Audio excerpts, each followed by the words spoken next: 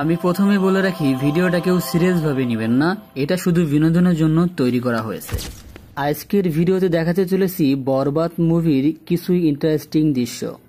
Video শুরুতে এই মহিলাকে যখন এই ভিলেনটা মারে তখন কিন্তু মেয়েটা আলমারির সাথে ধাক্কা খায় সোজা হয়ে। তারপর মহিলাটি সোজা হয়ে নিচের দিকে পড়তেছে। তারপর দেখা যায় মেয়েটি সোজা হয়ে না পড়ে কাত হয়ে পড়তেছে। তার মানে কি, এখানে একটা মিস্টেক হয়েছে, সোজা হয়ে পড়ার কথা ছিল। এর পরের সিনে দেখা যায় নায়কের উপরে যখন ভিলেন গুলি চালায় তখন নায়ক একটা সাইনবোর্ড দিয়ে গুলিগুলো আটকায়। আর এই জায়গায় ভালোভাবে গুলির চিহ্ন কিন্তু দেখা যাচ্ছে, কিন্তু পরের সিনে দেখেন গুলির দাগগুলো গায়েব। আবার পরের সিনে দেখা যায় 4টে গুলির চিহ্ন। এখানে একটা মিস্টেক হয়েছে।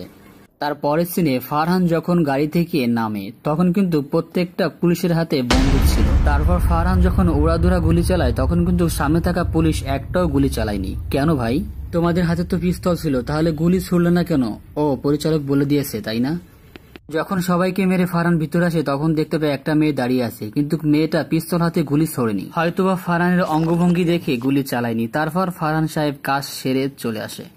তারপর আর একটা সিনে নায়িকা যখন সিগারেট খেয়ে ধোঁয়া ছাড়ে, ধোঁয়া এত বেশি হয় যে মনে হচ্ছে ইট ভাটা চালাইছে। মানুষ সিগারেট খাইলে তো অল্প ধোঁয়া হয়, আমি তো খাই না তাই জানি না, হয়তোবা এরকম ধোঁয়া হতেও পারে, কি বলেন?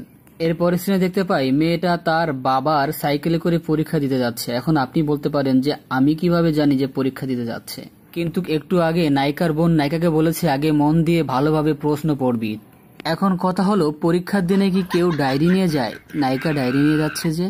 এর পরের সিনে দেখতে পাই নায়িকার বাবাকে লাথি মেরে পুলিশ ফেলে দেয়, আর তখন কিন্তু একটা চেয়ার নিচে পড়া ছিল। তার কিছুক্ষণ পরেই চেয়ারটি আবার সোজা হয়ে দাঁড়ায়। চেয়ারের কি পা আছে? হয়তোবা আছে।